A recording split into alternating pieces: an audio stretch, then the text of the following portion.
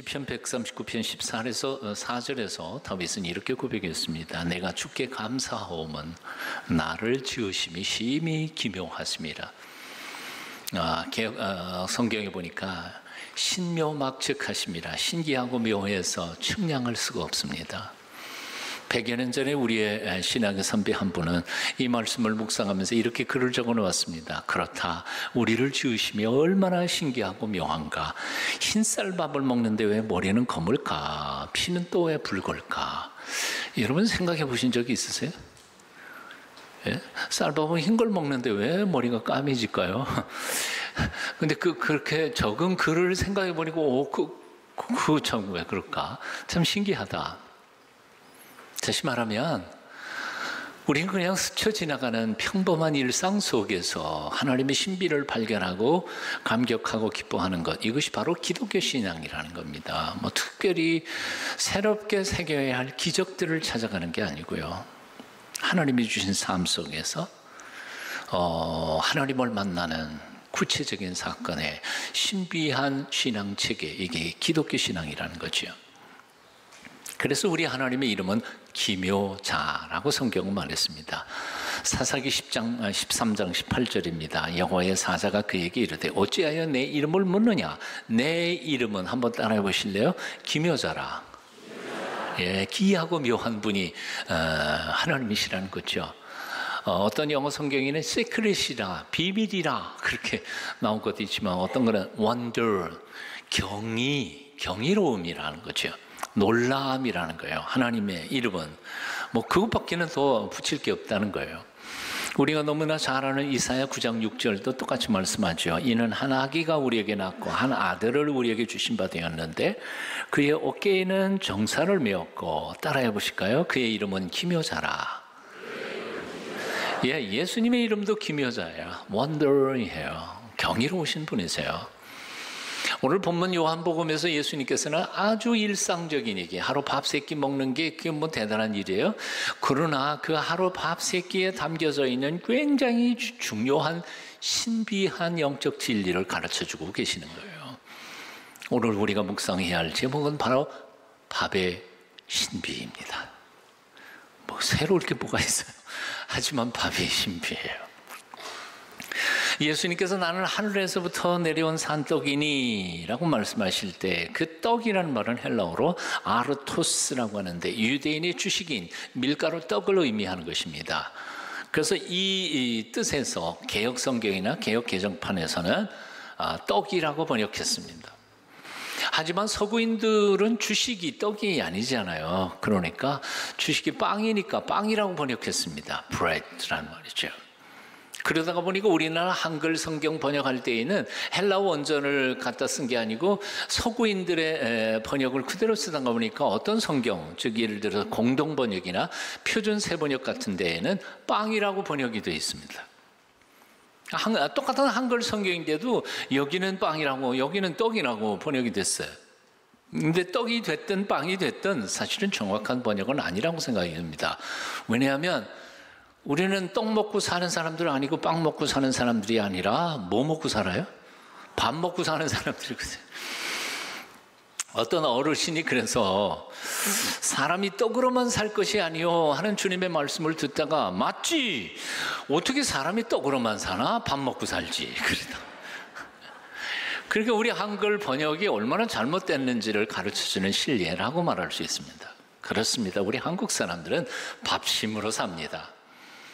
밥은 커피나 떡이나 빵처럼 먹어도 좋고 못 먹어도 생명에 지장이 없는 간식거리가 아닙니다.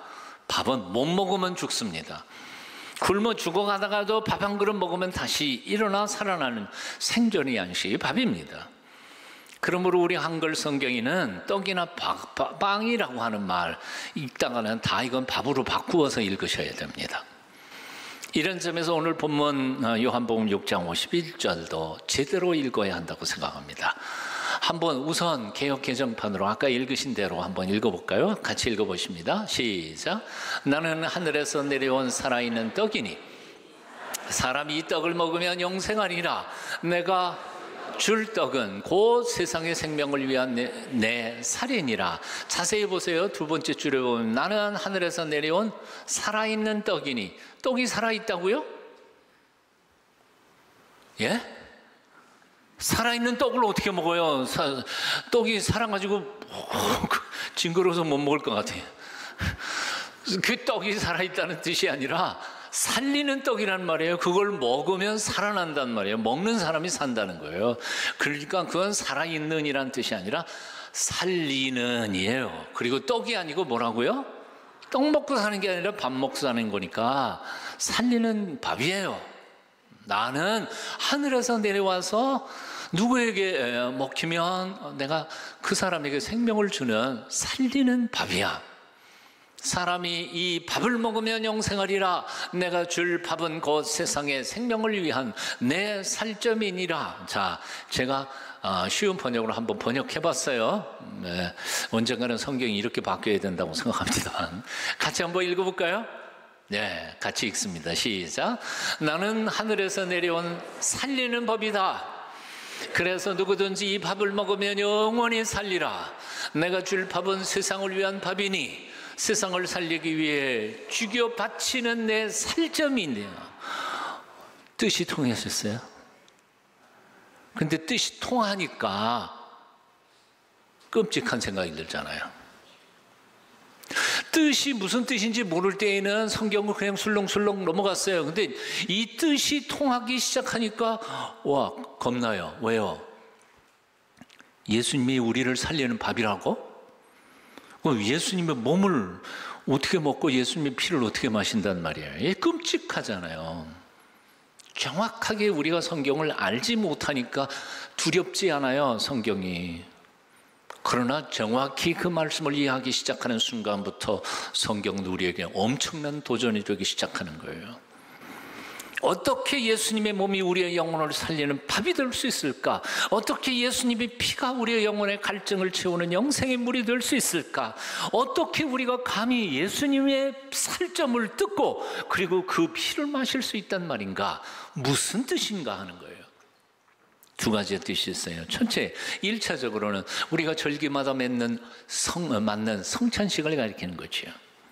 성찬식에 대할 때 이것은 내 몸이니 하고 주께서 말씀하셨던 것처럼 거기에 조각, 그게 사실은 빵 조각이지만 우리는 이제 따로 만들어야 되리라고 생각합니다. 그러나 이 성찬 예식, 이것은 1차적인 의미이지만 더 본질적인 의미는 아닙니다. 두 번째, 본질적인 의미는 우리가 하루에 밥 3끼를 꼬박꼬박 먹으며 나의 육체의 살과 피를 만들어 가는 것처럼 우리는 날마다 순간마다 그분을 인격적으로 만나서 그분이 생명의 에너지를 우리에게 공급하는 것을 받아야 된다는 거예요. 언제요? 매 순간이요. 1년에 한 번 받아가지고 되는 게 아니란 말이에요. 매일매일 하루 밥 3끼 먹는 것처럼 말이에요. 그러니까 참된 신앙은 말씀을 단순히 머리로 이해하거나 그것을 해석하고 또는 이론적으로 교리적으로 토론하거나 받아들이는 걸로 진정한 신앙이 시작되는 게 아니란 말이죠. 매 순간 말씀을 통해서 살아계신 주님을 만나는 실존적 사건이고 실제적으로 그 체험이 없는 한 우리는 영적으로 살아가는 건 불가능하다는 말입니다. 조금 어려운 말이에요. 하지만 요한복음 제1장 1절 이하에 보면 바로 이렇게 사람이 되어 오신 말씀이신 예수 그리스도에 대한 노래가 소위 말하는 로고스송, 로고스라는 말은 말씀이란 뜻입니다. 로고스의 노래라는 노래가 쭉 이어져 갑니다. 조금 제가 읽어드릴게요. 아마 이미 요한복음을 많이 읽으셨던 분들은 줄거리가 잡히실 거라고 생각이 돼요. 태초에 말씀이 계시니라.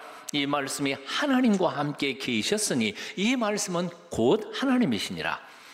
그가 태초에 하나님과 함께 계셨고 만물이 그로 말미암아 지은 바 되었으니 세상이 지은 것이 하나도 그가 없이는 된 것이 없느니라. 그 안에 생명이 있었으니 이 생명은 사람들의 빛이라. 빛이 어두움에 비치되 어둠이 깨닫지 못하더라. 참빛 곧 세상에 와서 각 사람에게 비추는 빛이 있었나니 그가 세상에 계셨으며 세상은 그로 말미암아 지은 바 되었을 때 세상이 그를 알지 못하였고 자기 땅에 오매 자기 백성이 영접하지 아니하였으나 영접하는 자 곧 그 이름을 믿는 자들에게는 하나님의 자녀가 되는 권세를 주셨으니 이는 혈통으로나 육정으로나 사람의 뜻으로 나지 아니하고 오직 하나님께로부터 난 자들이니라. 그리고 가장 중요한 결론 부분입니다. 말씀이 육신이 되어 우리 가운데 거하시며 우리가 그의 영광을 보니 아버지의 독생자의 영광이요 은혜와 진리가 충만하더라. 한번 따라해 보시죠. 말씀이 육신이 되어. 예, 태초에 존재하시던 그 말씀, 하나님이신 그 말씀이 드디어 때가 되니까 사람의 몸을 입고 이 세상에 오셨다. 이게 바로 성육신, 인카네이션, 말씀의 육화라고 하는 것입니다. 그런데 이렇게 사람의 몸을 입고 말씀이 오신 이 말씀이 다시 한 번 더 인간을 살리는 밥으로 역사하는 겁니다. 그 말씀을 내가 마음속에 받아들이고 그 말씀이 나의 살점이 되고 피가 되도록 육화하는 두 번째 작업이 필요하다는 거예요. 이것을 가리켜서 이중적 성육신, 이중적 육화, 두 번째 성육신이라는 말입니다. 예수님이 하나님 나라에서 사람의 몸을 입고 이 땅에 오시는 것으로 끝난 게 아니래요. 우리의 구체적인 개인적 삶 속에서 그 말씀이 다시 한 번 더 우리의 몸과 삶에 우리의 영혼의 육화가 일어나야 된단 말이죠. 성육신 하신 예수께서 우리의 인격, 우리의 구체적인 삶에 다시 한 번 더 성육신해야 한다는 말입니다. 하늘로부터 내려온 그 말씀을 먹어서 우리 몸과 영에 온전히 피가 되고 살이 될 때, 그래서 그때에 비로소 우리는 예수 냄새 피우는 흉내나 내는 사람들이 아니라 우리의 생각과 혼과 삶과 몸이 온통 예수님의 DNA로 완전히 뒤집어 바뀐 온전한 작은 예수가 된다는 말입니다. 이걸 가리켜서 2차 성육신, 이중적 육화라고 말하는 것입니다. 다 졸게 생겼네요. 너무 어려운 말이죠. 그렇지만 대충은 감은 잡으셨을 것 같아요. 여러분 음식을 왜 만들죠? 세상에 이것도 몰라요. 지금 어려운 말을 했다가 보니까 머리가 굳어가지고 그 얘기도 못한 것 같아요. 음식을 왜 만들어요? 먹으려고요. 당연히죠. 아무리 음식이 아름답고 멋있어도 그건 먹으려고 음식을 만드는 거예요. 언젠가 꽃잎 비빔밥을 본 적이 있어요. 세상이 너무 이뻐. 온갖 꽃잎들을 다 했어요. 여기도 고추장 뿌렸는데 이걸 먹어봐라. 내가 먹을게요, 안 먹을게요? 먹었지, 당연히. 아무리 이뻐도 먹어야지. 집사님 중에서 저 양갱을 아주 잘 만드시는 집사님 한 분 계세요. 누군지 이름은 얘기 안 하겠습니다. 근데 그 양반이 하루는 양갱을 너무너무 이쁘게 만들어 왔어요. 양갱 안에다가 양갱, 그 안에다가 하트 모양도 해놓고 뭐 색깔도 온 색깔 해가지고 만들었는데 세상에 난 그렇게 이쁜 양갱을 본 적이 없어. 먹었을까요? 안 먹었을까요? 먹었지 그걸. 아무리 이뻐도 음식은 먹는 거예요. 안 먹으면 존재 의미가 없는 거예요. 한번 따라해 보실래요? 말씀은 먹어야 한다. 이 얘기는 무슨 얘기인고 하니 말씀을 읽는 것에 목표를 두는 사람들이 있어요. 성경 통독, 그건 목표가 아니에요. 큐티, 목표가 아니에요. 묵상, 목표가 아니에요. 성경 읽는 거 가지고 부족하다는 거예요. 큐티하는 것 가지고 부족하다는 거예요. 주일날 오셔서 말씀을 통하여 내가 은혜 받는 거, 은혜 받았다, 그게 목표가 아니라는 거예요. 그 뭐예요? 그 말씀이 나의 영혼 속에 들어오고 내 삶 속에 들어오고 인격 속에 나의 철학, 나의 구체적인 삶의 현장 속에서 나의 피가 되고 살이 되어서 내가 제2의 예수로 살아가게 역동적으로 역사해야 된다는 말이에요. 우리가 밥을 먹으면 그 밥이 소화가 돼서 에너지가 돼서 다 우리의 몸에 혹은 피로 가고 혹은 살이 되고 하는 것과 똑같다는 거죠. 우리를 살리는 밥이 되어 이 땅에 오신 예수님, 나를 먹고 내 몸에 살이 되고 피가 되게 하라. 그래서 너도 나처럼 살아라 명령하시는 예수님. 마침내 기꺼이 죽어 우리를 살리는 밥이 되신 예수님, 그분을 마음속에 온전히 모셔드리십시오. 그리고 그 말씀이 내 속에 온전히 역사하도록 깊이 묵상하며 깊이 곱씹으며 내 의식과 무의식을 온통 주장하여 그 말씀이 혼자서 살아 역사하도록까지 거기에 자신을 메어 놓으라, 그 말입니다. 내면화, 육화, 말씀이 그렇게 되지 않는다면 말씀은 나와 의미가 없어요.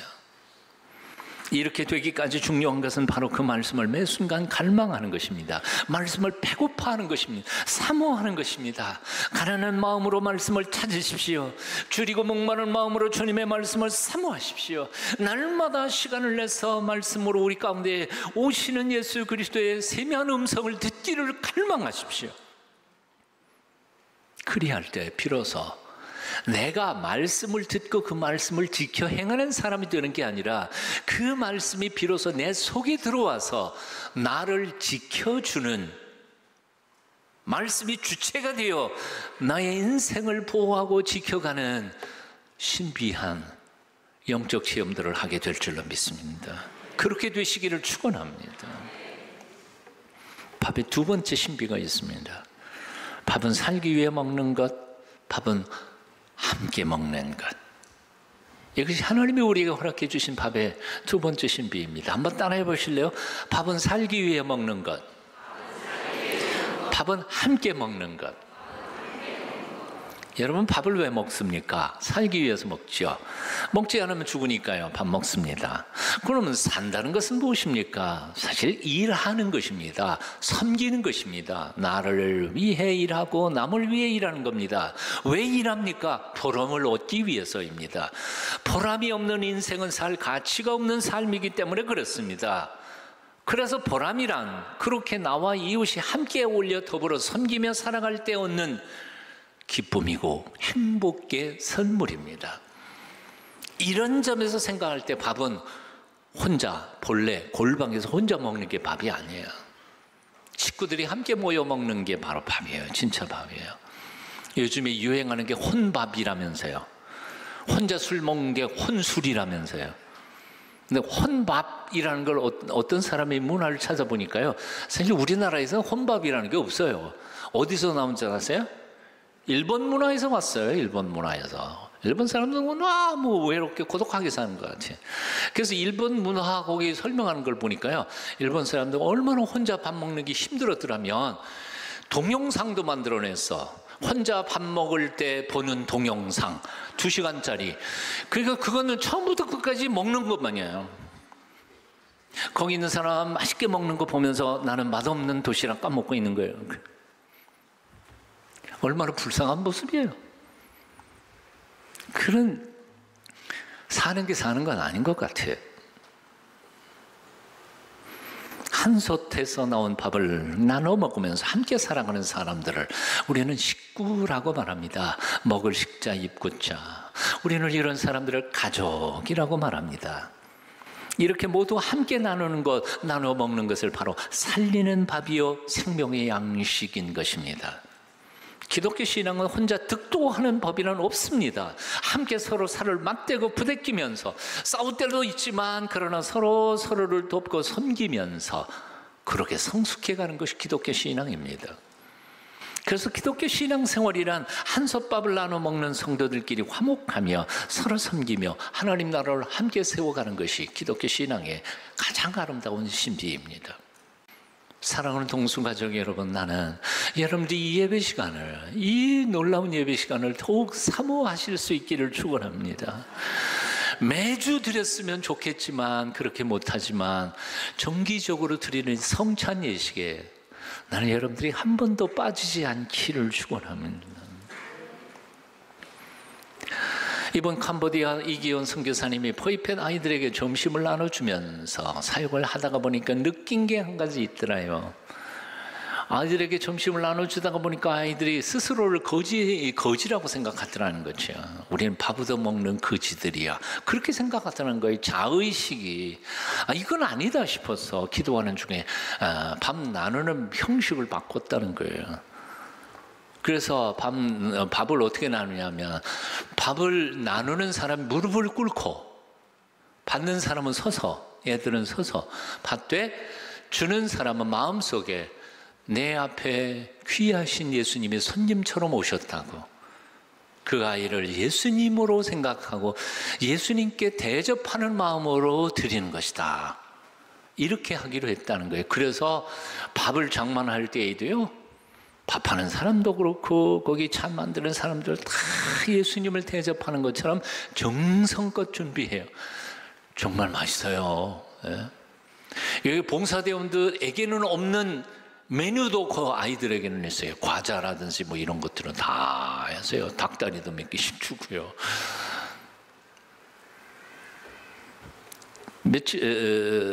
저도 며칠 후에, 몇 주 전에 무릎을 꿇고 아이들에게 밥을 나눠 주기 시작했습니다. 맨 처음 무릎을 꿇고 점심 도시락을 뜯고 첫 아이를 보는 순간, 내 외손자하고 나이가 비슷하게 생긴 놈이라 그냥 보는 순간 마음속 한쪽 구석에서 너무 불쌍한 생각이 들었습니다. 그런데 다음 순간 저는 예상치 못한 일이 제게 일어났습니다. 두 번째 아이가 내 앞에 딱 섰을 때, 그때 콧물이 질질 흐르는 아이와 함께, 눈에는 보이지 않았지만 영으로 예수님께서 함께 서 계신다는 강한 느낌을 받았습니다. 그 아이에게서 다가오시는 예수님의 현존을 느꼈던 것입니다. 그 순간 내가 내미는 점심 도시락이 너무 초라해 보였습니다. 아니, 점심 도시락보다는 나 자신이 내가 이래도 되나 하는 나 자신에게 대하여 너무 부끄러운 마음이 생겼습니다. 엄청난 부끄러움과 두려움과 공포로 는 눈물이 앞을 가렸습니다. 억군 뿌려야 예수, 예수님 감사합니다, 그렇게 말해야 했는데 난 한마디도 할 수 없었습니다. 반쯤은 정신 나간 심정으로 한 100여 명의 어린아이들에게 점심을 나눠주고는 구석진 식당 뒤편에 가서 나 혼자 한참 펑펑 울다가 겨우 진정을 할 수 있었습니다. 사랑의 나눔이 있는 곳에 하나님께서 계시도다. 난 늘 그렇게 노래하면서도 정말 하나님이 거기 계신다는 사실을 느낀 것은 이번에 생전 처음이었습니다. 늘 저는 사도 요한의 요한1서 4장 12절 고백하고 암송했습니다. 어느 때나 하나님을 본 사람이 없으되 만일 우리가 서로 사랑하면 하나님이 우리 안에 거하시고 우리 안에 살아계시고 그의 사랑이 우리 안에서 온전히 이루어지느니라. 이 말씀 엄청나게 암송했지만 그 말씀이 그 순간만큼 가슴속에 와 박힌 때는 없었습니다. 정말 하나님은 사랑이셨습니다. 하나님은 사랑으로 섬기는 자리에 다가오셔서 같이 계시는 실체이셨습니다.